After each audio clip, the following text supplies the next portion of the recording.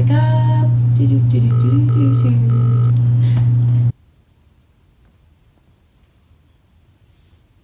Hello? Ashley, channel 3. Flip it now. Okay.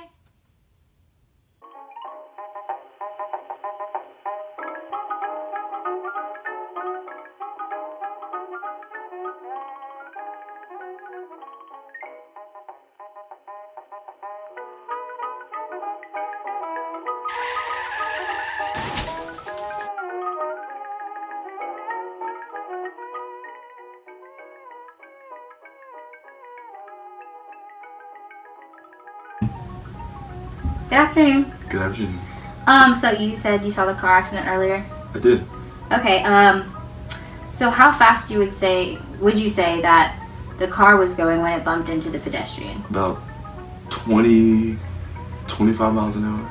Okay, and do you remember if there was any damage or debris on the road afterwards? Not that I can remember. There was no damage or debris. Okay. Can you tell me the color of the vehicle? It was a blue car. Okay.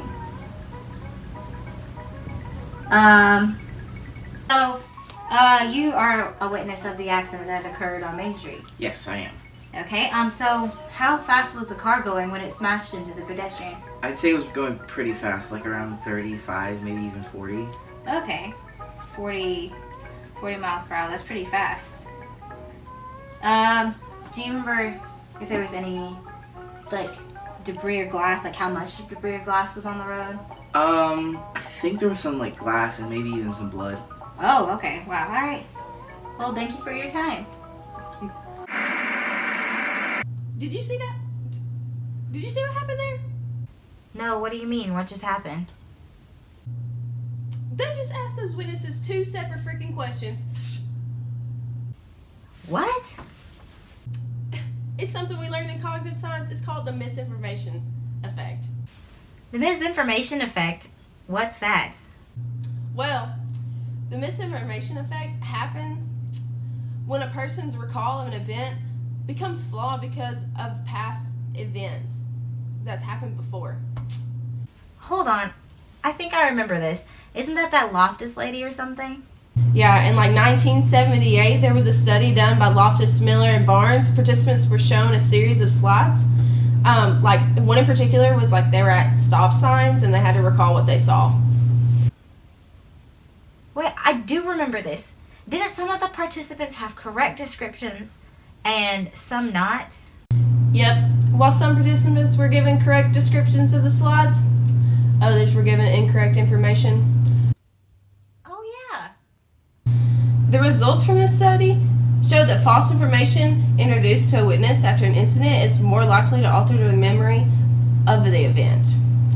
So the participants that were exposed to the yield sign misinformation were about 20% more likely to report a yield sign rather than a stop sign. That is crazy. So what you're saying is that what I could be remembering might not be what actually happened? Oh man, also, did you know that this effect is most prevalent in the very young and elderly? Those also around the age of 5 and 70 to 75 are the most susceptible? Wait, I do remember talking about this in my psychology and law class. Eyewitness memory is easily distorted if suggestive police procedures are used. This can happen if a police officer unintentionally suggests that a perpetrator is in a lineup.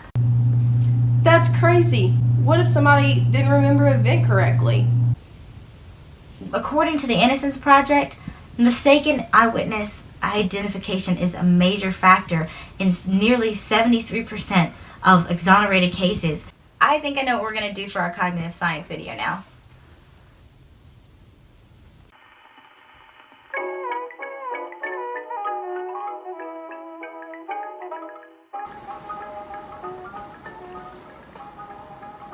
What are you still doing here? It's over. Go home.